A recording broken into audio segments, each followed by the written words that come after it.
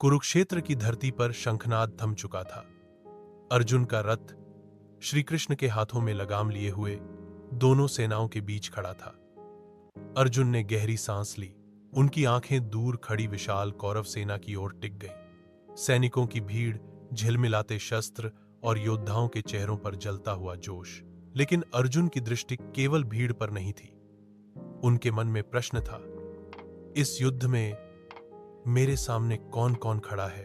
अर्जुन ने धीरे से श्री कृष्ण से कहा, हे केशव, जब तक मैं उन योद्धाओं को न देख लूं जो युद्ध की लालसा से यहां खड़े हैं, जो मुझे पराजित करना चाहते हैं, तब तक मेरा मन शांत नहीं होगा।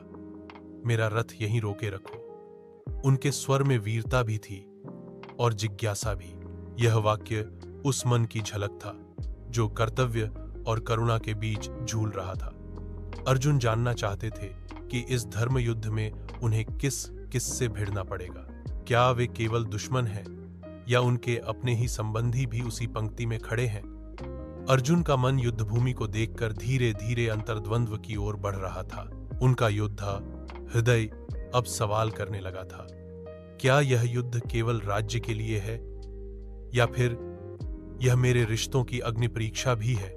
यह श्लोक हमें सिखाता है कि किसी भी बड़े संघर्ष या निर्णय से पहले हमें स्पष्ट करना चाहिए कि सामने असल में हमारा विरोधी कौन है। जीवन में कई बार हम परिस्थितियों या भावनाओं को दुश्मन समझ लेते हैं, जबकि असली संघर्ष हमारे भीतर ही होता है। सही निर्णय तभी संभव है जब हम यह पहचान लें कि हमें वास्तव में किससे और क्यों लड़ना है।